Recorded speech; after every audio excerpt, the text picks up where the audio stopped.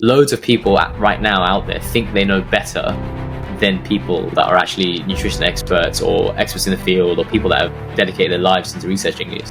Just because they own a laptop and the internet, they think they know more than people who like spend their lives doing PhDs on the subject. Literally every consensus statement on every health organization in the world talks about moving towards a more plant-based diet, eating more plant-based foods, eating plant-predominant dietary pattern, all this stuff. They're not saying go vegan. I was quite into the whole paleo meat, red meat especially, that sort of thing. I think carnivore diet was around then. I probably would have been one of those guys, which is crazy to say, right? It's crazy to say. But I was eating steak for breakfast. I was trying to find a raw milk guy. This is crazy, right? I was in university studying medicine. Welcome back to Plant Fueled. I'm your host, Callum. This episode is one I've been eager to share for a while, because it taps into something so central in the way that we speak about health. We talk about fitness, we talk about what we put on our plates. Protein. In a world that's absolutely saturated with protein this and protein that, where every product and every podcast screams about hitting your protein targets, I wanted to step back and ask, is this obsession actually helping us? Or is it fueling a different kind of anxiety? The kind that makes us overthink every single meal, every snack, and leaves us overwhelmed and confused. That's where today's guest, Dr. Minil Patel, comes in. Dr. Minil isn't just another voice in the nutrition space. He's a thoughtful, evidence-driven expert who challenges us to look beyond the hype and really understand what protein means in the context of a whole balanced diet.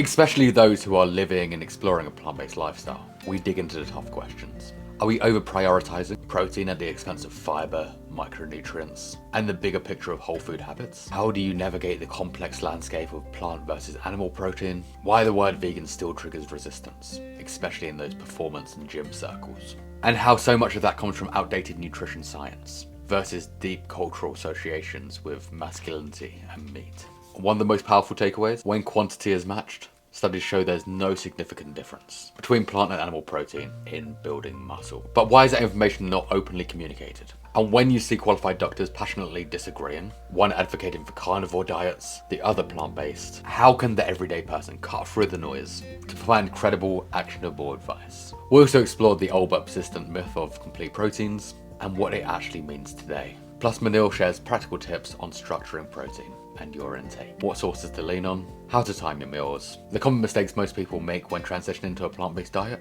for health and performance. This episode isn't just about protein. It's about reshaping how we think about nutrition, culture, and the power we have to make choices that fuel us without fear and without confusion. Whether you're a plant-based athlete, someone curious about making the switch, or just tired of mixed messaging and want grounded, science-backed perspectives, this conversation will meet you exactly where you are and leaves you a little bit more confident about what's to come next. And if this episode speaks to you, I invite you to share it with somebody that needs it. Hit the follow, subscribe, like, star rating, whatever the platform you choose allows you to do. Not for the algorithm, but because conversations like this deserve to be heard. To Dr. Minil Patel, let's dive in. Peace and plants. Dr. Minil Patel, I'm stoked to have you here. Thank you, Callum. Thank you for inviting me to be on. So I've been following you for a while. Like, I knew of you, and it was only recently I was watching a documentary.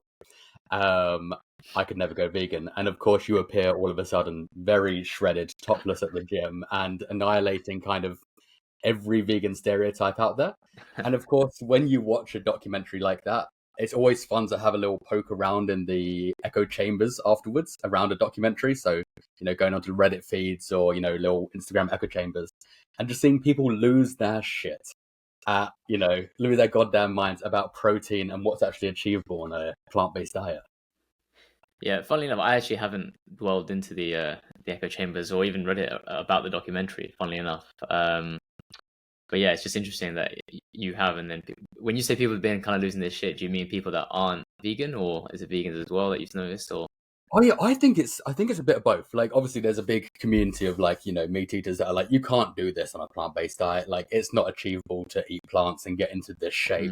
And then you also got vegans themselves being like, how do I get enough protein to get into this? Or like, is it actually achievable? Because obviously we only see, there's a minute amount of vegans that I would say that people see, much like, your Nimai Delgados and a few others that are kind of like, this is achievable, I just don't know how to do it. Yeah, I mean, So we'll address both those points, right? So we'll go for the carnivores that kind of lose their mind, or the omnivores that just think you can't get like that in a plant-based diet and things. Well, I think it's just that stems from a poor understanding of just nutrition in general, and even training in general. People think that if you eat protein, you'll magically build a muscle somehow. That's not how it works. We know that you have to put the training in. So that's the most important thing. If you resistance train, you're signaling to your muscles to adapt and go through that process of changing, right? And if you do apply progressive overload, so you're kind of increasing that intensity over time, or that volume over time, your muscles will continue to adapt, or the signaling will be there for them to adapt. So once you've provided that signal, the next thing you've got to provide is the nutrition, the nourishment to give the tools, the kind of building blocks for the proteins and the muscle to sort of build, right? And that comes from kind of just planning your diet well. So if you eat enough protein, enough calories, because we know that you need to be in a calorie surplus as well, usually to build muscle. Unless you're completely newbie, then you can sort of get away in a deficit as well. But you ideally have to create that diet to meet that goal that you have, which is to build muscle. I think a lot of people just have a poor understanding of that as well. They just think, okay, I'll just eat a ton of protein and that's it. So then they go, okay, what's got the highest protein? What the highest protein foods are? Oh yeah, meat. That makes sense. Whereas actually, we all know that plants have protein, and if you eat the correct amount of plant protein to meet your goals, then and also eat the calories, then over time you'll see that adaptation occur where your muscles will grow. There's loads of plant-based athletes out there. I mean, you said there's a small amount, but actually the more I see online, obviously I'm in somewhat of an echo chamber myself, but I find more and more athletes who are vegan, and I'm just so surprised as well. There's loads. You mentioned Nima Delgado, there's Sophia Ellis, the powerlifter, who's also featured in that documentary.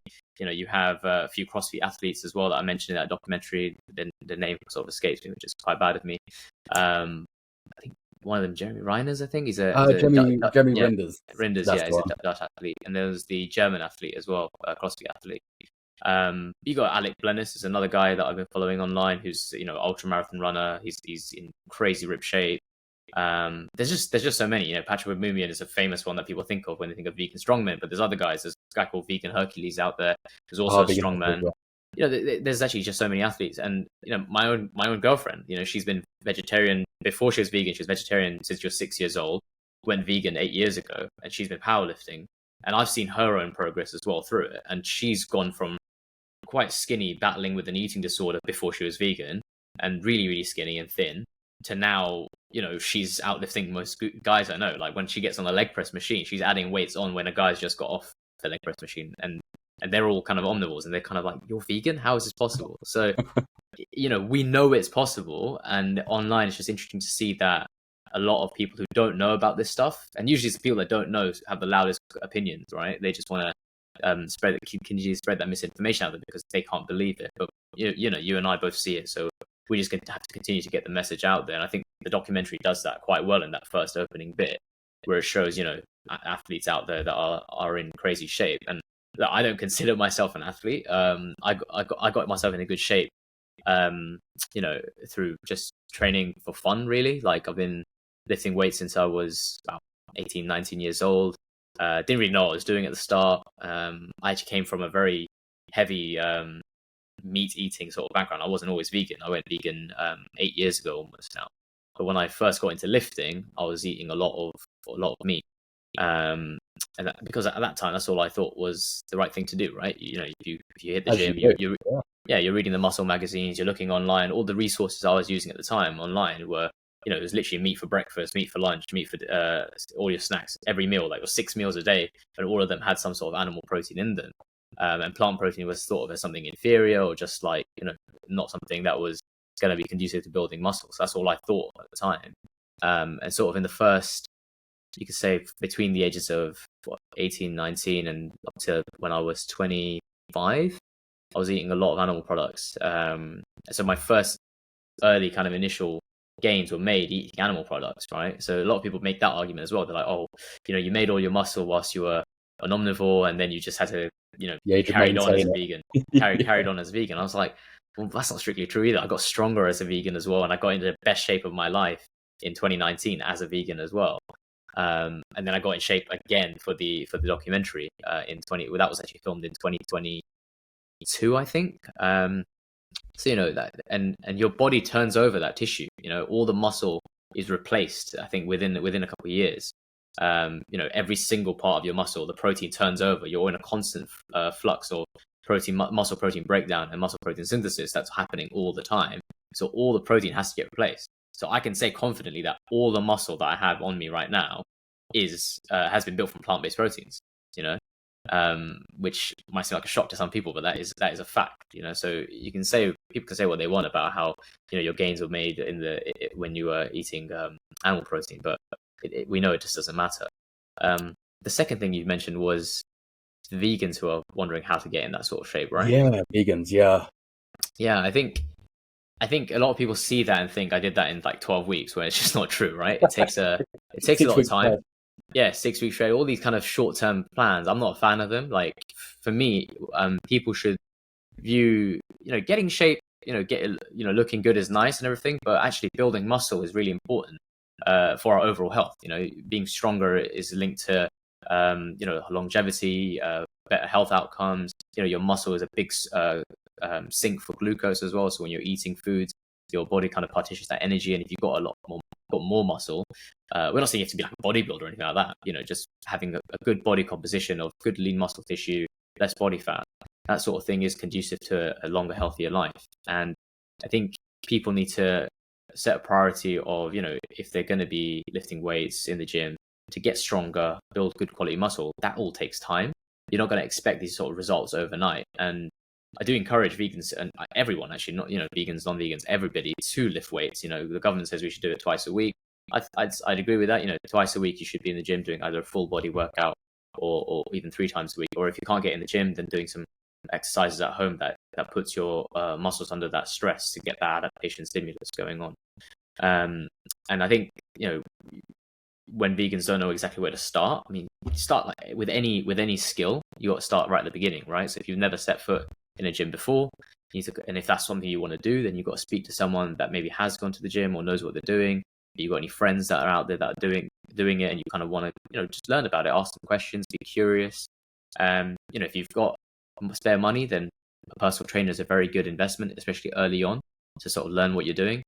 But if you haven't got the money, then YouTube is like the freest resource out there. I mean, the internet's your oyster. You can literally use probably ChatGPT to make you a beginner's workout plan, and then you even ask ChatGPT to show you the YouTube videos that you should be using, and you probably get a good outline just from that alone. I feel like ChatGPT is putting a lot of people out of business because people are using it for everything under the sun, and you can easily find the information you need to start a plan. But the main thing is staying consistent, and that's the one thing that when we see people that have got a good amount of muscle or are in excellent shape, they've stayed consistent. They've made it part of their lifestyle. They've made it part of their sort of make it part of your personality. Even you see yourself as a fit individual. You're doing what fit people do, which is you're exercising, you're eating right, you're looking after yourself, and all those things basically. Yeah, I think as well, when I think people can get very overwhelmed with the amount of information out there, because you go on there, there'll be someone online being like, oh, you need 300 grams of protein, which is just an obscene amount. Even on an animal-based diet, it's still a obscene amount to be having. And if you're not eating that, then you're definitely on steroids. And I think there's like this kind of nutrition, people understanding nutrition is still very low, because we're also outsourcing critical thinking really to an algorithm now. You're outsourcing your critical thinking to a 30-second reel of, let's say, Paul Saladino, for instance, being like, you need this, this, and this, and then you can look like this, or like any other people. So there's a lot of confusion out there, I think. Yeah, it's a shame. Like, we're fighting an uphill battle of kind of nutrition misinformation, and I think we in the plant-based world have a duty to stay and stick to the evidence. I think at times both sides can be guilty of hyperbole, misinformation. There are plant-based doctors out there that say that protein doesn't matter at all, which I think is the other end of the extreme. And I think to be honest, protein does matter, and how much you need is based on the individual person as well as their individual goals and their life stage they're at. It's not a one size fits all. You can't tell everybody just to increase their protein intake, because it's not going to work for everybody. And I think as vegans and people that are plant-based, we sort of do have to be protein aware. I don't think we have to be protein obsessive. But I think we do need to be protein aware, because it's true that the foods we eat don't necessarily have as much protein as animal products, and we can be honest about that. There's no shame in saying that. We know that meat and dairy are very high sources of good quality protein. That's a fact, right? But it's also a fact that to acquire these animal products, you have to subjugate and exploit billions of animals in horrible conditions at times, completely taking away their rights, using their flesh or stealing their milk, stuff that's not there for us. You have to do this, which creates a moral quandary. And then also, whilst doing that, you're also, impacting the environment in a complete negative way as well. So that's also a fact, which, the animal-based community will kind of argue against. But no, these are facts, and we can be honest about these things. As a vegan, I can say that meat has good, high-quality protein, but actually it comes with other things that you might not want to get from eating meat, such as the increased cardiovascular risk, the increased cancer risk, the increased kind of link to all-cause mortality. There's lots of problems with meat itself, right? Whereas plant-based proteins, people kind of talk about them as being inferior or low quality or not bioavailable, all this sort of thing. And again, half-truths exist when we talk about plant protein, but plant protein isn't it's an umbrella term, right? There's lots of different types of plant protein as well. Like, are you talking about kind of soy isolate protein, which is actually really good bioavailability, really good amino acids profile? It's amazing. It's in studies we see that actually when people are supplemented with soy protein isolate or pea and rice protein isolate blends, it does just as well as whey protein. You might need to have a little bit more, but it just does as well when it comes to muscle building and strength outcomes and things like that. So when we're talking about the type of protein, we have to be more specific as well. And then, how much we need as well, we need to be specific to the person we're talking about. The average person who's not doing much exercise may need a bit less than someone who's an athlete, and they will need a bit more. I think as well with that, like, protein is now very much marketed to be the only nutrient that anybody ever needs. You go into any shop and you're like, oh, everything's a protein bar, everything's protein yogurts, protein water, protein everything.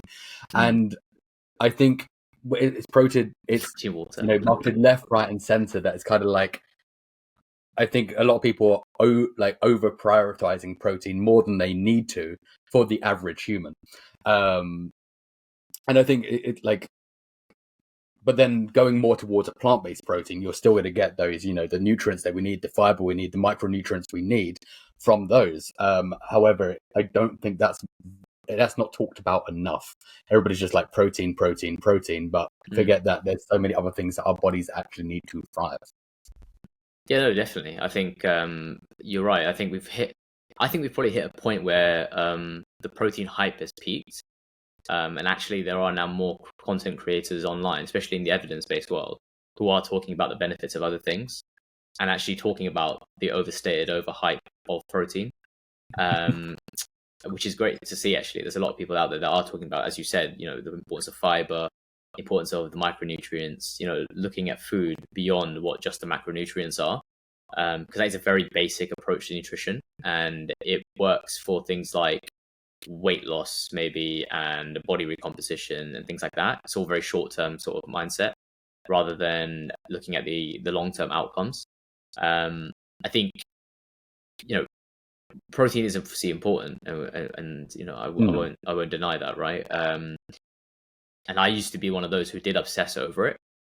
I think we should probably, I don't know, obviously, I don't know how clued in all the listeners are, but we should probably talk about what protein is and why it's important as well, just briefly. Yeah, absolutely. So I think, so protein is a dietary macronutrient. It's sort of made of these individual amino acids, and then there's 20 amino acids. 9 of them are essential, so you have to get them from your diet. So this is why we eat protein, because we need to get these amino acids in us, because our body needs to use these amino acids to then build kind of muscle tissue, bone, the enzymes that carry out all the reactions around the body, all the different molecules that are needed for the body's systems to operate optimally. It needs protein. You need these amino acids to build these different things. So we have a requirement actually for these 9 essential amino acids. So whilst everyone's saying there's a protein requirement, if you're not getting these 9 essential amino acids in the amounts you need, actually, even if you meet your protein requirements, you're probably doing yourself a disservice. So I think, that's why these essential amino acids become really important to talk about. And I think when people compare animal protein to plant protein, they say, oh, well, animal protein is complete. It's got all the essential amino acids you need. You've heard that all the time, right?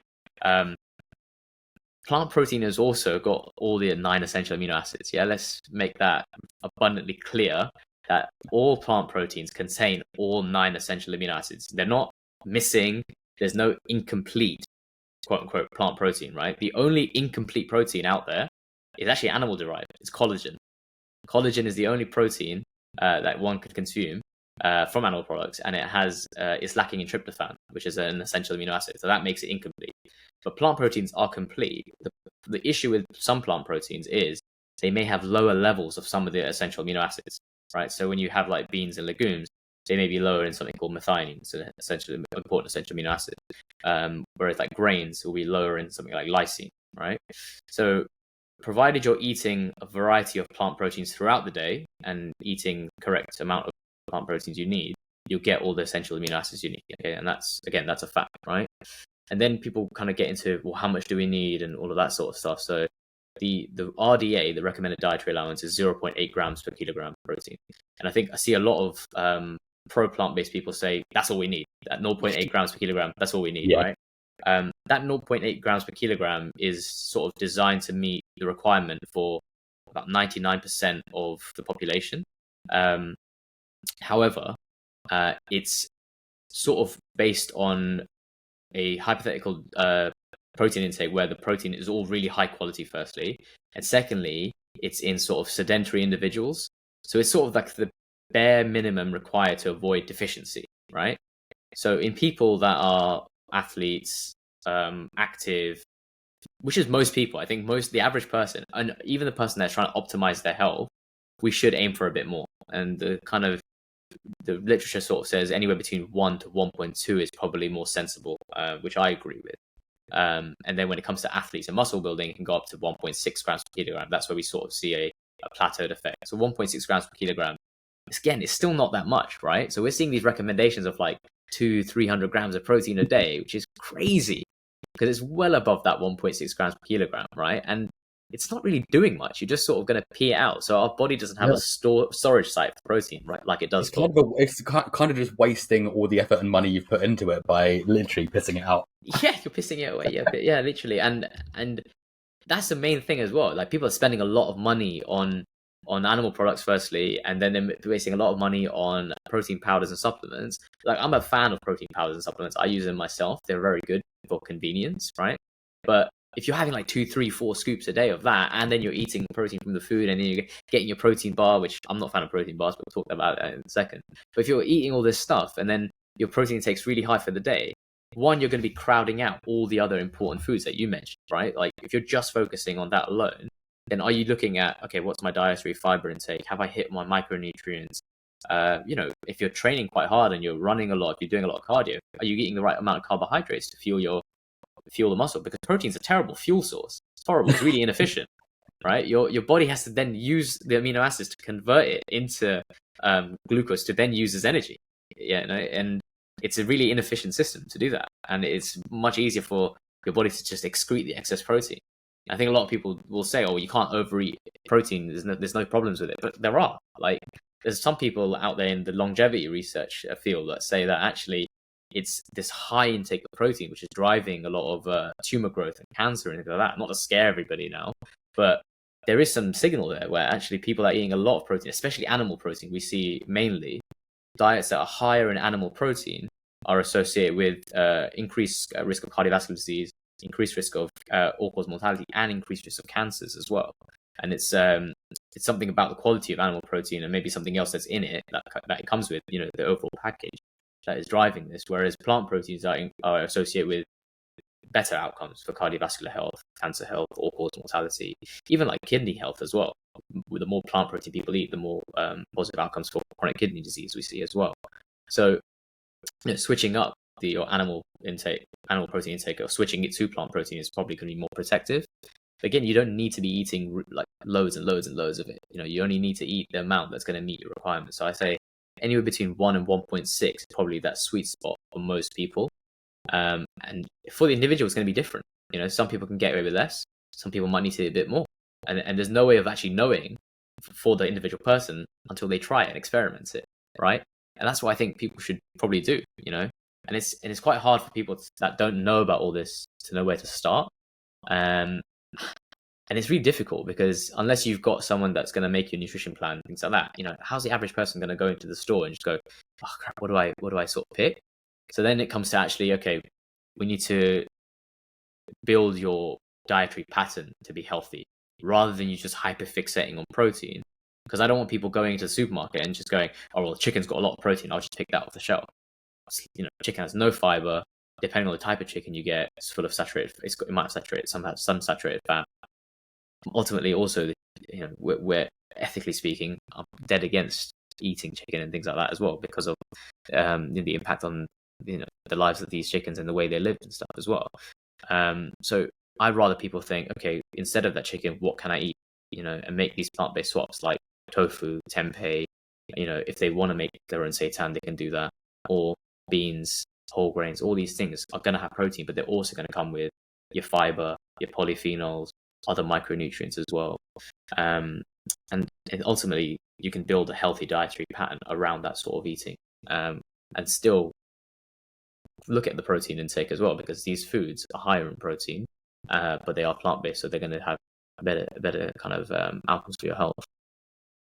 I think that's the thing, as you mentioned, like, you know, I normally recommend to people, you know, 1.3 to 1.6, depending on who you are. But even speaking to people like, you know, the Niemeyers and the Corinne Sutton and, you know, James Newberry's and like Derek Simnett and people like that are crushing it in the space in like bodybuilding or high intensity work. They're all just having not an average amount of protein, but they're not going above 1.6, and it's literally like maybe 170 grams per day, and they're at the elite level. And most people aren't at the elite level. No. Most people are just, you know, unfortunately, it is very much a sedentary lifestyle. Maybe a walk to the shops, and maybe a bit of exercise, and like fully, you know, very, you know, packed in days. So someone trying to reach 200 grams for no apparent reason when the actual bodybuilders out there aren't, you know, even smacking 200 grams is wild. Yeah, definitely. And we see personal trainers recommending it to their clients all the time. Like, you know, eat 200 grams of protein. And it's just overkill. I think sometimes when someone's in a weight loss phase, then bumping that protein up to 2 grams per kilogram, you know, again, in the literature, it shows that can be quite helpful. But again, to keep the muscle there. But what's going to keep the muscle is actually the training. That's the biggest stimulus to it. And being in a more modest calorie deficit rather than having a really steep calorie deficit. Usually when people get put into a steep calorie deficit, that's when you sort of have to keep that protein really high because you're more likely to break down the muscle. So again, this is, you know, it gets a bit complicated there, but to keep it really simple, it's, you know, if you're trying to lose body fat, stay in a modest calorie deficit. So, you know, however many calories you actually do need to kind of stay the same weight, just minus it by sort of 200 to 300, you know, maximum 400 calories. I wouldn't even go more than that really for most people. And just stick with that long term, and you're gonna be able to stick with it longer as well, because you're not starving yourself by going into 500 or, you know, up to 1,000 calorie deficit. You're gonna stay at somewhere where actually you feel pretty full, and then depending on the foods you eat as well, you feel pretty full as well. You know, again, it's eating foods that have fiber in it, which will improve things like satiety. And protein can help with satiety. I mean, it's a bit mixed whether it, you know, people have a very strong opinion that it helps a lot with satiety, but actually when we looking at the literature, when they've used kind of like protein made smoothies and smoothies that had less protein in it, there wasn't much difference in kind of the satiety. So the protein wasn't providing any extra added magic quality to satiety. But you know, some people say it helps keep them feel full and all that. So I won't knock it anecdotally. Some people say that having that extra protein does help, but like I said, we don't need to be overblowing it by doing 200-300 grams for people. It's just not necessary. That shift for you, because obviously you are quite a big meat eater. How was that shift for you? Firstly, why was the shift? But also, then how did the shift happen for you? But like, obviously, there's always learning curves as well. Like, it's not always a straightforward swap, as I found anyway, as well. Yeah. So I guess, firstly, like background of what I was eating, I've already said a bit. Like I was eating quite a lot of animal products. I was quite into the whole paleo, you know, meat, red meat, especially that sort of thing. I think if the carnivore diet was around then, I probably would have been one of those guys, which is crazy to say, right? It's crazy to say, but I was eating steak for breakfast. Yeah, and I kid you not, I bought things like colostrum supplements. I was trying to find a raw milk guy. This is crazy, right? I was in university studying medicine. I can't even imagine that. And this was like 10 years ago. This was before this whole hype came on, right? This was 10 years ago. So I was there before the Paul Saladinos of the world and stuff. Like I don't know what he was doing 10 years ago, but I was, He was vegan back then. Yeah, he probably, well, he was doing that raw vegan crap, isn't it? Which is another story we can talk about. But I was in university. I was studying medicine. I was at med school. I lived near a butcher's as well, so we used to go there to get grass-fed, steaks, and my freezer was full of that, and I was ordering wild meats as well because I thought you needed to vary your protein intake, which meant vary the type of animal you ate. It was crazy, like the stuff I used to believe. I was also anti-seed oil apart from olive oil. So again, literally the stereotypical carnivore bro that you see now, that was me over 10 years ago, which, some people might think, oh, you've just swapped one extreme way of eating for another. But actually, no, I was eating vegetables back then. I was having broccoli. I was eating spinach. I was having all my veggies back then because I realized the importance of micronutrients as well. I wasn't completely crazy, right? I'd have salads. I'd have salads as well back then, but it would just be meat instead of what I have now. And so I was sort of eating what I was thought was a paleo balanced sort of diet. And then it's I remember eating like this thinking, yeah, I was doing the right thing. I'd get food poisoning every now and then because the meat would be undercooked. I just thought it was fine. I was getting acid reflux. I just thought, okay, fine. I even bought digestive enzyme capsules to take so that it could help with the who does that? I was doing that. And then I think it was the last year of uni, I started getting really bad stomach problems with the amount of milk I was drinking. Especially with I was having oats as well. See, that's not very paleo, but I was having oats because I needed that for training. And I was getting problems with the milk, and then I just switched it for almond milk at the time, and I thought, oh, this is way easier. And at that time, I started speaking to a vegan woman online, and she used to always debate with me, and we used to have discussions about it and stuff. And debating a vegan online when you've got very strong views about what we should be eating is what kind of brought me into that world a bit, because it was completely unknown to me. This was about 9 years ago. And I found myself sort of agreeing mostly with all the ethical side of things. Like I was like, yeah, it's right. It's pretty bad what we do to animals and all that sort of thing. And then I think she posed a question. Well, what if you didn't need to have animal products to be healthy? Like, because there's there's vegans and vegetarians out there that are completely healthy without this stuff. And I was like, yeah, I don't know. Like, I don't think it's really healthy. I was like, is that something you believe or something that you know? And I was like, probably something I believe. So then I had to kind of look at the evidence, and I was like, okay, fine. People can do vegan, vegetarian in a healthy way without it. She goes, okay, so if you don't need this stuff to be healthy, why do you need it? And I was like, well, I'm actually trying to build muscle and all that stuff. She goes, well, if you could build muscle without it, why do you need it? And I was like, well, I don't think you can build muscle without it. She shows me a picture of Nima Delgado 10 years ago, and I was like, okay. Maybe he's taking loads of supplements. So she goes, aren't you taking loads of supplements? And I was like, okay, I am taking a load of supplements. I am. That's true. She goes, okay, so what's the difference? And I ran out of arguments at that point. And I was like, well, maybe I need to think about this, because actually I do agree that morally speaking, what we do to animals just isn't right. But I still wasn't ready to make the change. And then I met another vegan woman who had the same arguments with me and discussions with me. And we ended up dating. And I was an omnivore at the time. She was vegan. She took me to an animal sanctuary. And I saw these animals sort of, living free and stuff. And I was like, wow, they're living free and they're actually been rescued from people like me. And that was like a light bulb moment. And then I sort of went home, had a think. And then she sent me a video by a vegan activist, Gary Yourofsky, which I'm sure a lot of people have seen it. If not, I think you should check it out. It's called The Greatest Speech You'll Ever Hear on YouTube. And I watched that, and I didn't agree with everything he said, but that sort of broke me. And then I kind of was like, wow, I'm going to have to go vegan. I'm going to have to kind of align my actions, like what I'm doing, with actually my morals, how I think. Like I can't, like if you're not aligning your actions with your morals, then you're kind of living in, you're living in hypocrisy. You're living as a hypocrite, which I wasn't really okay with living as a hypocrite forever, kind of thing. So I made the switch overnight. And now this is where it got kind of like, okay, what the hell am I going to eat, kind of thing. So I thought I was clued up on nutrition, but really, the more you learn about nutrition, the more you realize you don't actually know anything. And it's really humbling, actually, to learning about anything can make you way more humble and realize, actually, I don't know everything. There's more to learn. There's always more to learn. There's people that know more than me. I need to shut up and listen, shut up and read properly before being so loud in my opinions about it.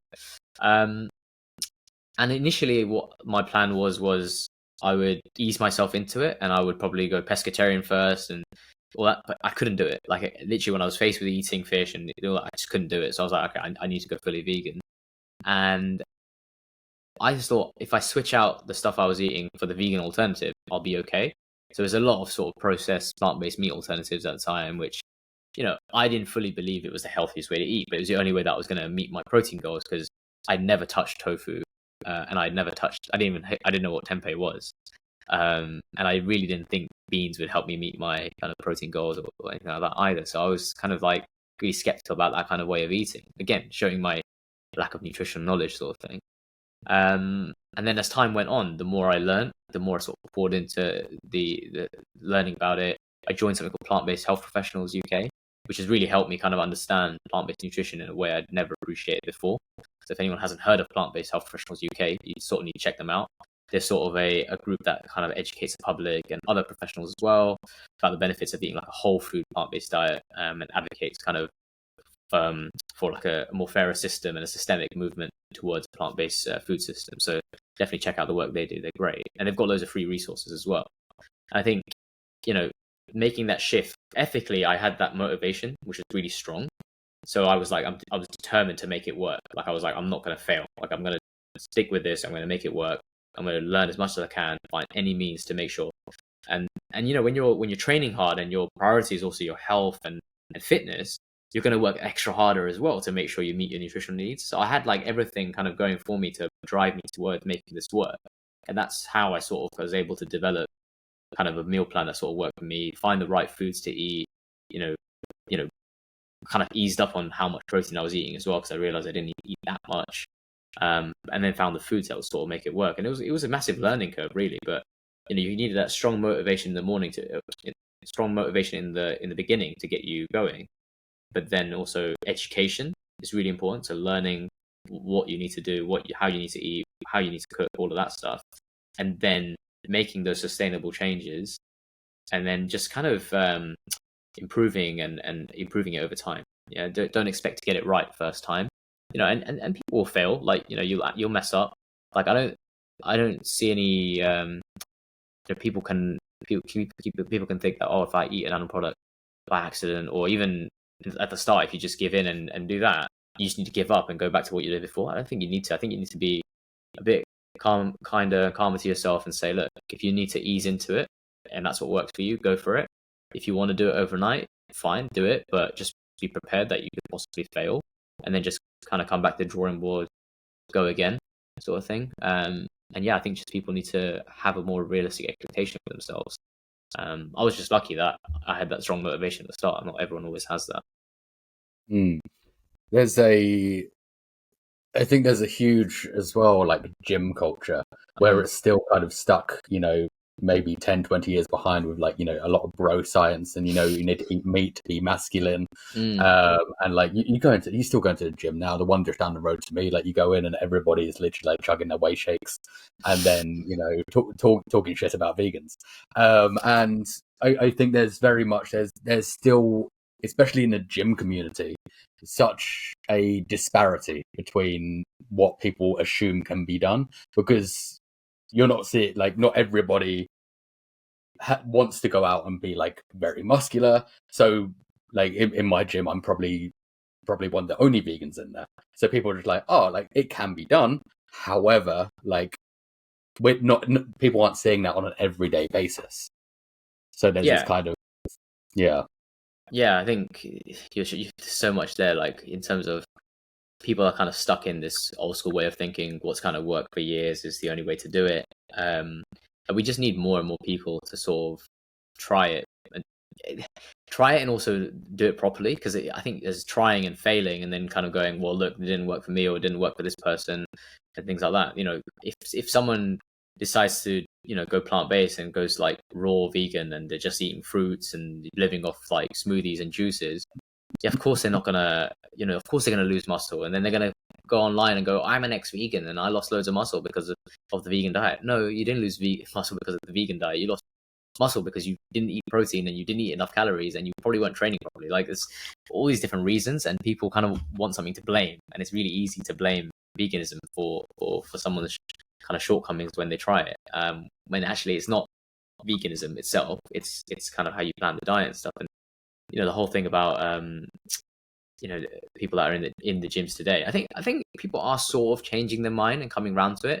The problem is there's been this whole rise online of kind of the alt-right carnivore sort of movement, where all you see now is where people are banging on about the importance of meat and red meat, and actually if you talk about plant-based, you're in on some massive conspiracy to keep men weak or some rubbish like that. It's just like, if you're parroting talking points from people like Andrew Tate and Piers Morgan, then seriously, are these the people you want to align yourself with? Like, come on, like it's just been this whole it's been this whole sad decline in and trust in the scientific community and the scientific process, which has sort of led to this. Loads of people right now out there think they know better than people that are actually nutrition experts or experts in the field, or people that have dedicated their lives into researching this. Just because they own a laptop and the internet, they think they know more than people who have like spent their lives doing PhDs on the subject. Literally every consensus statement on every health organization in the world talks about moving towards a more plant-based diet, eating more plant-based foods, eating plant-predominant dietary pattern, all this stuff. They're not saying go vegan, right? I agree, right? No one's saying that the vegan diet is the healthiest diet out there. I'm not saying that, yeah? I'm saying that a well-planned and healthy version of the vegan diet can be one of the healthiest dietary patterns out there. Yeah, and it just really depends. Like, a vegan diet can be eating a bunch of Oreo cookies all day long, and what's the McDonald's burger that they made? I can't remember the name of it. Oh, the McPlant. The McPlant, yeah. That eating that and the Oreo cookies can be a vegan diet actually if you want, but you're not going to get very far with it, right? Or it can be a bunch of fruits, vegetables, whole grains, seeds, nuts, legumes, all these things that are like full of micronutrients, full of fiber, and all this stuff. And actually intelligently supplementing as well. B12, we know you can't get B12 on a strict vegan diet unless you have fortified foods or a supplement. And that's easy enough to get. Like, everyone is supplementing out there, especially people who are in the gym, people who are prioritizing their health. So there's nothing wrong with the supplements either. And I think gym bros and things like that, they think that if you just eat like a very animal-based diet, you'll get everything you need and it'll meet your nutritional needs, which can be true if you eat like your fruits, vegetables, and everything else as well. But that doesn't mean that if you plan a vegan diet well, you can't do that. You can't get the same gains, right? And you and I both know, there's studies out there on this now as well, where they've taken vegans and omnivores, they kind of put them through a training program over 12 weeks. They've kind of measured their muscle and strength at the start, and they've done it at the end. Once they've matched them for protein intake, the gains were the same. We had a recent one again as well that was actually published this year, which looked at muscle protein synthesis for protein equated diets, vegan and omnivore, and we saw that the signaling of muscle protein synthesis was also the same. So we need more studies like this, but again, studies cost a lot of money, and who's actually going to be reading them and things like that. It's tricky, but the narrative slowly will shift. But we've had a lot of pushback from the animal agricultural industry, I think, purposely putting out misinformation online. I've seen two articles recently that the Daily Mail and the I think it was the Sunday Times, they wrote to an article saying that vegans are lacking in important amino acids, and that all came from one study that was published in New Zealand, which looked at New Zealand vegans, and it kind of looked at how much protein they were eating, but then it looked at how much essential amino acids they were eating, but they then took into account the bioavailability of the food and the digestibility, which again, doing all of that sounds really nice, but actually there's lots of flaws with the methodology of that. And then they came to a conclusion that vegans might lack two of the essential amino acids. Off the top of my head, I can't remember which ones, but it's just like that one isolated study then gets picked up on by the media, who then run a sensationalist headline with it. And you and I both know that it's so difficult to undo misinformation. I think it's called Brandolini's law, where it's the amount of energy it takes to undo misinformation is way greater than the amount of energy it takes to create that misinformation in the first place. So yeah, we're fighting a uphill battle with these people, but that's why we need to keep doing it, because you and I both know it's the right thing to do. And of course, the Daily Mail and the Sunday Times are peak knowledge for, everybody. They are where everybody should get their scientific knowledge from, and nutrition information. Yeah. I think, yeah, as you said, nutrition credibility it has been hijacked by whoever is shouting the loudest online. Because we look at the likes of, Paul Saladino, Sean Baker, whatever the other one's name is, I can't remember, is a dick. I think I know you're talking about. I won't say it. Shouting and screaming about, like eat liver, eat this, organs, raw milk, and then creating a following where people obviously believe everything they say, but then that's then disrupting their health. But these are also doctors, and these doctors are not reading the science that is, but then, promoting, steak and butter for health. And like that surely down the line is causing a lot of, I'm guessing if a doctor is promoting something like that, then there's some kind of like ethical standpoints to when it comes to like human nutrition. Yeah, I mean, a lot of the doctors I see promoting this stuff work in areas where they seem to be escaping any sort of action against them from any sort of regulatory body. This wouldn't work if they're in the UK, firstly. Because if you're putting out... They always are Americans, so I assume there's like, a grey area. It's the Wild Wild West there, right? And I think, firstly, I don't want to say anything that can get me into trouble with them either. I don't know how many of them are practicing clinically. Some of them are, but some of them are not practicing clinically anymore. They have their own sort of private coaching clinic style thing set up where they can, charge clients for consultations and things like that, or they might work in a private clinic and stuff like that. But they don't necessarily work in a sort of a public health kind of way. So they can get away with doing a lot of things, because if you're working privately, you can do that and all sorts. And then I guess America has a lot of kind of freedom of speech things as well, right? They use their doctor title as this appeal to authority, right? Like, I'm a doctor, right? But I don't tell people to listen to me because I'm a doctor. I will say things that are in line with consensus statements from bigger organizations, people that know more than me, people that are deep in the field of study and this kind of stuff. When I say something about cholesterol, I'm quoting from the European Society of Cardiology. I'm talking about something that the National Lipid Association in America is saying. I'm not kind of, nice guidelines in the UK. I'm not kind of saying stuff that I've kind of just made up, or I've read a rat study, or, or something I just have a good feeling on, right? Like, I just feel like cholesterol is good for me. I'm not saying stuff like that. I'm actually saying, well, look, if we do this, this means this, and, you should look at these are the references for it. And actually, if you go in the references, this is where it's from and why we care about this stuff. And this is all the data. But that's all, all that kind of nuance and looking at kind of what publications are and all that kind of stuff, it doesn't get hits on social media, and it doesn't make people money either. A lot of these guys have their own supplement brands that they sort of shill as well. Like Liver King and Paul Saladino were in business together, selling their own kind of desiccated organ supplements and stuff. So obviously they were telling people to eat organs and red meat because they're selling their own organ supplement line. Like, why would you need to sell that supplement if you're telling people to eat the thing anyway? I don't know, but it's a way to make money, I guess, right? So, it's interesting, like, people using that doctor title. And again, you wouldn't be able to do that as much in the UK. People in the UK that try to say things that are really against guidance, you can get pulled up on it. The people can report you and stuff to a regulatory body who will then investigate and see what you're saying. So you've got to be really careful what you say, which is why I try and stick to what the evidence is. I won't tell people that, if you eat red meat, you're definitely going to get cancer. I could say that it's hyperbole though, right? It's not true. Like, it's just, I have to stick to the guidance, which is actually, if you eat a lot of red meat on a regular basis, as even one serving every day, it will increase your risk of colorectal cancer. That's a fact. That's on the IARC website. It's on the Cancer Research UK website. It's there, and people can go and look for themselves. And I will provide the information for you if you want as well. And that's what I think the public need to do. Public need to look at people making content online and actually look at the references that are citing. And there's lots of content creators out there that are really good at this. And there's people out there that aren't even vegan, which create a lot of good content about the benefits of a plant-based diet, and actually end up defending vegans as well, and bash kind of these carnivores as well. So we need people like them. People like Dr. Ids is a good example.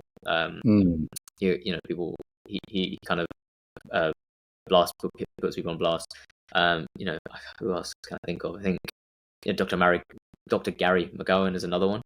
These guys aren't vegan, but they will say how it is about plant-based diets. And I think people should follow more people like those who are also doctors as well. And I always say, just because someone's a doctor, just because someone has a PhD, doesn't necessarily mean the information they're giving is correct. Don't just take what I say as gospel. Please look at the references. Please also read for yourself and educate yourself. And I think we're talking about the general public maybe not having the time or the mental bandwidth to do this and stuff, but I think it's important. I think people need to be a bit more literate and understand. They don't have to understand it all fully, right? But at least trust in the scientific process enough that they're not being lied to, that this is not all one big conspiracy theory.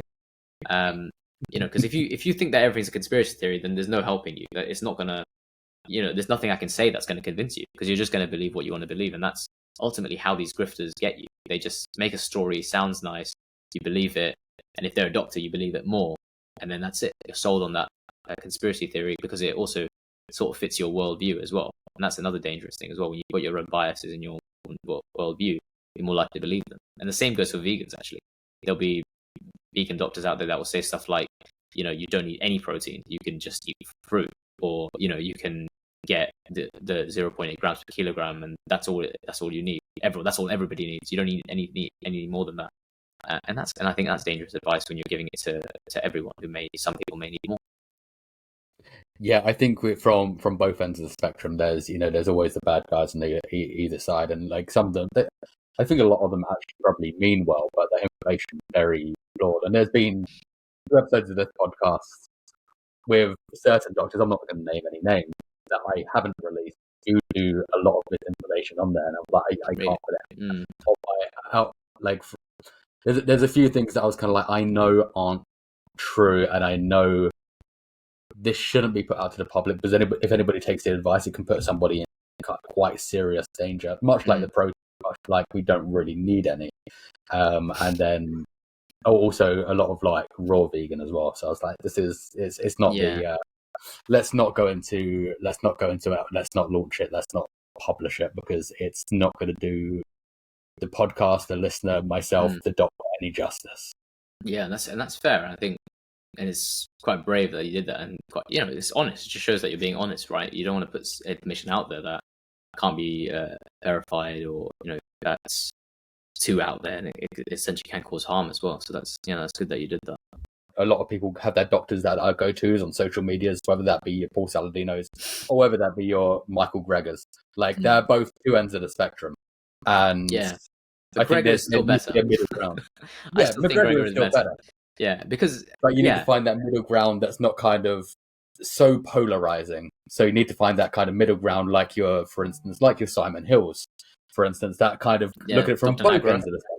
Dr. Nagra is a great one. Yeah, he's great because he will just give the evidence, and people think he's biased because he's vegan, but he's providing the evidence there, right? And I think we all have to admit we do all have a bias, right? Like, I'm vegan, so I'm gonna have a vegan or a plant-based bias. Like, I have to be honest about that. But then at the same time, the kind of information I provide to you has to be nuanced, has to be balanced, has to have the evidence out of it. Which is why, as a vegan, I can say, fish is healthy from what the studies show, right? And that's crazy as a vegan to say that fish is healthy. But at the same time, well, again, nuance dependent, right? The type of fish you eat, how much you're eating, all of that stuff, right? But generally, when people are pescatarian, they have better health outcomes than omnivores, right? So, and actually, in some studies, have comparable health outcomes to vegans and vegetarians. That's true. But at the same time, when you eat fish, what are you doing to the how does the fish feel about it? You have to kill a fish to do that. You're taking away their right to life. You're also decimating the oceans in the process. There's so many things wrong with it, right? Which is why I will advocate more for a plant-based way of eating, because you can have just as good health benefits without the other harmful stuff that comes with it. And that's the thing. It is there's always going to be nuance to every conversation. And like I've said in the past that although I eat whole foods, a whole food plant-based diet, that I would say that a Mediterranean diet would also be a very healthy diet. Yeah. But I don't want to do that because I don't want to eat certain things in that diet. Yeah. But if we're going to look at the general population, yeah, if a whole population turned towards a Mediterranean lifestyle, health outcomes would be better. But it's very much people trying to find, different arguments for and against it. I'm just like, this is what it is, and this is the science. And as long as like we kind of go around that recommended, then things will be fine. But people aren't doing that. No, exactly. And I think, we've got very strong reasons for people to move towards a vegan and plant-based diet. The reasons are very strong. The arguments are very compelling. And the ethical and the environmental arguments are, in their own right, really, really, really strong. And it's just great that actually the health is almost a bonus. Like when we looked at the studies, when we look at kind of longevity, cancer, all this stuff, the vegan diet outperforms the vegetarian diet, outperforms the standard omnivorous diet by a whole long way. So, it's the studies are there. It's just for people to kind of trust in the science and make up their minds. And actually, I think people just find it difficult to move away from habits and what they've been doing for a long time, which is a whole other podcast in itself, like why people don't go vegan. And that's what the documentary that you watched kind of explores, isn't it? Kind of what the reasons people get for not going vegan. Is there still a protein myth that very much irritates you?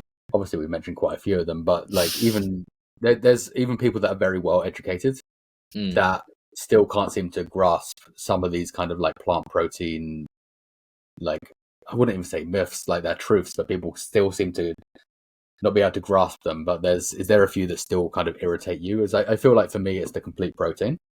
Yeah, well, I think it's that, isn't it? It's the complete incomplete protein thing. And I think the importance of bioavailability, I think it's just so overblown. And again, so complete incomplete protein thing we've already talked about, where like, the plant proteins are complete, simple as that, and they contain all essential amino acids you need, simple as that. Unless you're eating only one source. So if you were eating just beans all day long for your protein, yes, you might be in a bit of trouble because you're going to miss out on the methionine. So actually, varying up your plant protein sources throughout the day will provide you with all the essential amino acids you need. So that argument is just gone. Like once you've done that and you're eating above 1 gram per kilogram body weight as well, you're going to get all the essential amino acids you need. But the other one is bioavailability. People really have held on to this whole, people can't tell you like DS numbers and PDCAS numbers and stuff like that. And the people that are kind of quoting these have no idea what they are and no idea what they mean. So like the protein corrected digestibility amino acid score for PDCAS, and then the DS, which is the digestible indispensable amino acid scores. So these are just scores that are created to talk about the quality of a protein. That's it. That's all they do. And the PDCAS is outdated now. That was looking at kind of models where you kind of feed a raw protein to a pig, and then you sort of kind of see what comes out the other end. Whereas the DS looks at kind of what's coming out further on, in the small intestine instead, and looking at kind of the digestibility of those amino acids, and then you kind of create this score based on the availability of those amino acids and how digestible that protein is. Yeah. And plant proteins, when they've looked at these studies, rate a bit lower than things like meat and stuff, usually because either they've got a lower amount of one of the amino acids, which lowers the score, or that they're less digestible. There's a few things wrong with these studies. Firstly, we're not pigs, so relying on pig data, just to kind of mold what we do is not going to be the right way to go about things, is it? Whilst pig digestive tracts are very similar to humans, they're not identical. So we can't rely on that information alone. Also, a lot of these pigs were fed raw versions of the protein. I don't know about you and me. I don't know about you, but sorry, we don't eat raw beans. Like we cook our food. There's a lot of processing that goes along with it. So again, that changes the score. And also these DS scores aren't there for mixed meals. They're there for single protein sources. So we're not eating just single sources. We're mixing them when we have these meals. So all of this stuff will change that anyway. So I think when people put a lot of effort into looking at the digestibility indispensable amino acid scores, they're not kind of looking at it in a real world what we're doing. Like in reality, we're processing and cooking these sources and combining them as well. We're doing all the things that you need to overcome any sort of gap there may be in digestibility.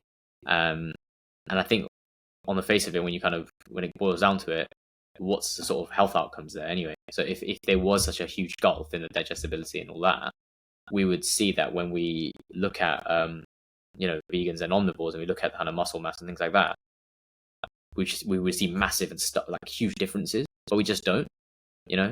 Even when they've looked at kind of cohort studies where they're not actually doing any intervention, so they looked at kind of I think it was vegan cyclists or athletes. They looked at and they were females, and they looked at kind of differences in muscle strength and outcome and all of that. There was no difference, and actually the vegans had better endurance. So even though they were eating completely different protein sources, they were still having similar outcomes in terms of their performance. Actually, better for the vegans when it came to endurance. Surely, if the absorption and the digestibility was going to be such a problem, then these people that were eating in that study, they were eating 1.2 grams per kilogram. These women, surely that would have affected their outcomes because of the digestibility, but it didn't. I think where the digestibility might become an issue is when we're eating really low amounts of protein. So if you're eating that 0.8 grams per kilo, then maybe you can worry about digestibility and the amino acids, because at that low level, maybe there'll be a signal there that the difference matters. So when we're trying to formulate diets for vegans, we should there's no recommendation for us at the moment about aiming slightly higher. But from everyone I see, even like people like Matthew Nagra, but Simon Hill, we all sort of agree on this, that maybe vegans should be aiming for between 1 and 1.6 in that ballpark, rather than lower down at the 0.8.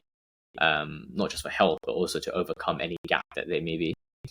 But I do think it's just blown out of proportion by omnivores, and it's used as an excuse. At the end of the day, it's used as an excuse for people to basically say meat is superior. That's the myth, isn't it? Really, that animal protein is superior to plant protein. And I just think when you look at the essential amino acids, and you can account for that by just eating a bit more and eating a variety, when you can account for the bioavailability by, again, just eating a bit more, eating a variety, and processing it and cooking it a bit, right? So then the superiority thing is completely blown out the window. And then actually, when you look at it overall, what is more superior? Plant protein. What has better health outcomes for cancer? What has better health outcomes for cardiovascular disease? Which kind of protein has a better outcome for longevity and all-cause mortality? Which plant protein doesn't pollute the oceans, doesn't create the most greenhouse gas emissions, use 77% of all farmable land? Again, it's plant protein that doesn't do all these things, right? It's actually the best for the environment. And then which source of protein doesn't require us to kill 80 billion land animals every year and trillions of fish every year? It's plant protein. Yeah, it doesn't do that. The animal protein is what does that. So when you look at the overall package of what each of these things bring, plant protein has to be superior. So I think if anyone's gonna tell me that animal protein is superior, they better be ready to argue all these points against me.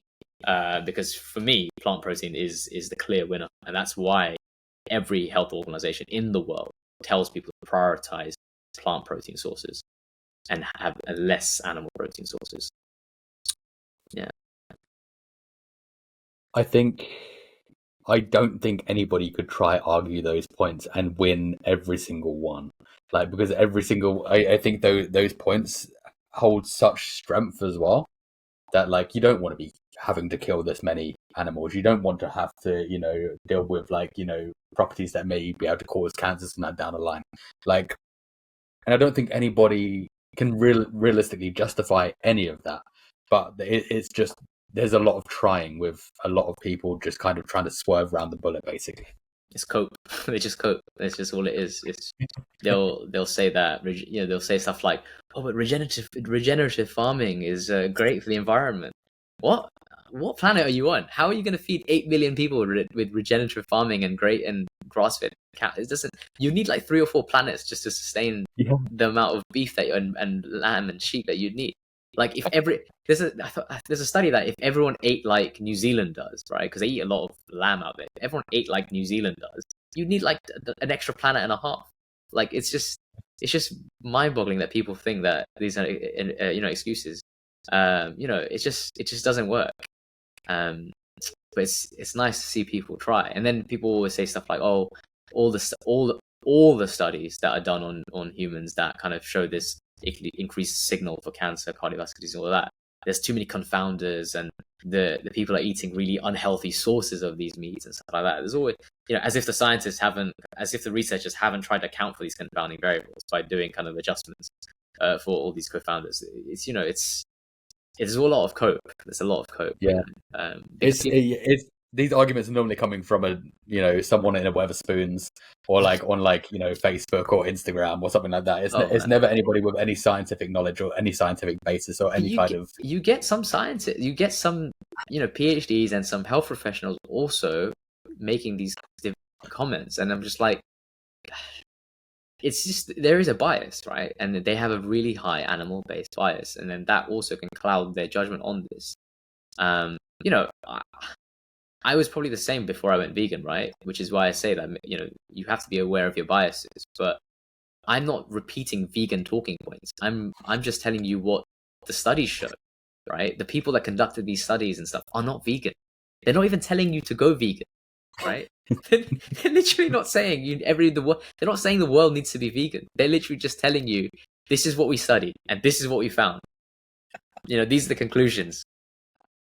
Most of them eat meat. Like, it's just wild, isn't it? But because I'm using this as an argument for why you should eat no meat, it's all propaganda. But I'm not saying that. I'm just saying that this is what it shows. And actually, if you eat no meat, then that's an ethical and environmental thing, right? But for health, you should probably eat less. It is literally that. It is literally that. I think before we round this off, there's going to be a few people that obviously see your physique and kind of wonder what's on your plate every single day. So yeah, like, what does your kind of day-to-day look like? Is it very like simple, or is it kind of a bit more, structured? So I'm a creature of habit, so I do have a bit of a structure to it. So my breakfast is probably the same every day, usually. Same. So it's just easier, right? Because I work, train early. Sometimes I train in the morning when I'm running. So I like having my breakfast made the night before. So it's overnight oats, and what I will vary in there is, so it'll be however many grams of oats that I need for that training cycle. So if I'm trying to gain muscle or I'm running a lot, then it'll be more than if I was trying to like lose body fat. But usually I aim for about 80 grams of oats, between 60 and 80 grams of oats. Chia seeds, hemp seeds, flaxseed. I usually rotate between the three, or sometimes combine. Then soy milk, a bit of water to make and a scoop of soy protein isolate. So I do put protein powder in my overnight oats. The reason I do that is, one, I like the taste. Two, I like the convenience of getting that protein early in the morning, and I get a good hit off that as well. Because I've been fasting overnight. In the morning, my body's kind of ready to take in that extra protein, right? So I kind of if I know I get a good amount in the morning, then I don't have to worry as much later on about my meals. So yeah, I mean that, and blueberries and raspberries. I love berries. I think everybody who can tolerate them should eat berries, because they are a superfood, truly. They're just full of antioxidants, and I get frozen berries because they're cheaper. And you don't have to worry about them going off potentially if you haven't got around to eating them. So that's a big problem that people have with food waste. So I think if you just buy frozen, it's as good, if not better, because it's frozen, usually very close to it when it's picked. So the antioxidants and polyphenols kind of stay. So that's my typical breakfast, and that's literally every day. And if I'm trying to gain weight, or if I'm trying to eat more calories, I might put a bit of peanut butter in there as well. Lunch or meal 2 will usually be like it's either going to be tempeh and tofu paired with a legume. So I alternate again between either kidney beans, black beans, adzuki beans, edamame beans, or totally, like, literally all these different beans I can think of. I'll alternate every time, so I won't have the same thing over and over. It's sort of either it's going to be like in a salad if I'm trying to again lose weight, or it's going to be with like a pasta dish with lots of mixed vegetables as well. So again, that meal and dinner will be very similar. So I'm usually using like a plant protein source like tofu, tempeh, having it with kind of what I call a good fiber and protein source, like the beans, and then having it with lots of vegetables, and then the carbs will be like either whole meal bread, or whole wheat pasta, or whole grains. And so that's lunch and dinner, and then sometimes I have a snack. So if I'm at work, especially, I get sort of pretty hungry around like towards the end of work, and I know I'm not gonna have dinner for another kind of couple hours, so I'll have a snack, which will be like fruit and nuts usually. And that's usually it. Like if I haven't met my protein intake for the day, which rarely ever happens, I might have an extra scoop of a plant-based protein powder, but I find I rarely need it. Like if I have a track, I've usually got enough from the meals, so I'm good to go. And that's usually it. And I forgot to mention actually in my breakfast I actually put creatine as well. I put 5 grams of creatine. Yeah, so it's just an easy way of making sure I get it in every day. So I don't have to worry about putting in like a shake or drinking it separately with water. I just put the 5 grams in with the oats, and then when I mix it up, it's good to go in the morning. Nothing happens to it. It doesn't denature or anything like that. It's, I'm going to just consume it in the morning, and that's worked for me. So it's quite simple, really, the diet. I just change up the sort of lunch and the dinner meals. Like I love a stir fry as well. So stir fry is a really easy way of getting so many vegetables in. All these different vegetables. I try and aim to eat like 30 different plants every week, which is, I don't know why that number. We've seen it kind of bandied around on things like Zoe and all these other things. People, Dr. Gregor talks about his daily dozen and things. There's, all these different plants you should be getting. And the reason we say that is because, we want to feed our gut microbiome, and the more variety of plant sources you eat, the more variety of microbes you'll have. And we know, we're still learning a lot about the gut microbiome, but it seems to be really important for our overall health and functioning. So, just all these different plant sources have different polyphenols in them, different antioxidants. They're all different sources of fiber, types of fiber as well. So I think, sticking to the same food is going to be the boring thing. And I think that's what I used to do. Before I went vegan, I was eating very much chicken, rice, broccoli, different type of red meat, and sweet potato and broccoli. That was it. The only vegetable I was really eating was broccoli, sometimes spinach and stuff. But now I'm eating like all these things like pak choy, kale, different types of kale, carbonara, all the different types of Swiss chard, lettuces, leaves, collard greens, you name it. There's so much variety you can get on a vegan diet. That's what I love about it the most. When you're eating plant-based, there's no limit to what you can do and the variations you can do. So yeah, there's a lot more variety. Yeah. So if anybody wants to find you, if anybody wants to see more of what you do, where can people find you? Yeah, so I think I'm mainly active on Instagram. So people can find me at Dr. Iron Junkie on Instagram.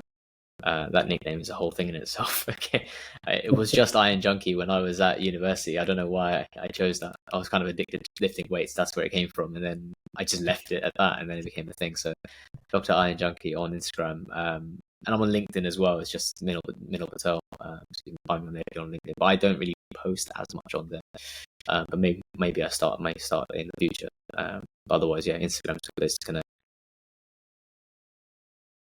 Amazing. Thank you so much for being here. I'm grateful for you. No worries. Thanks for having me on, Callum. It's been good.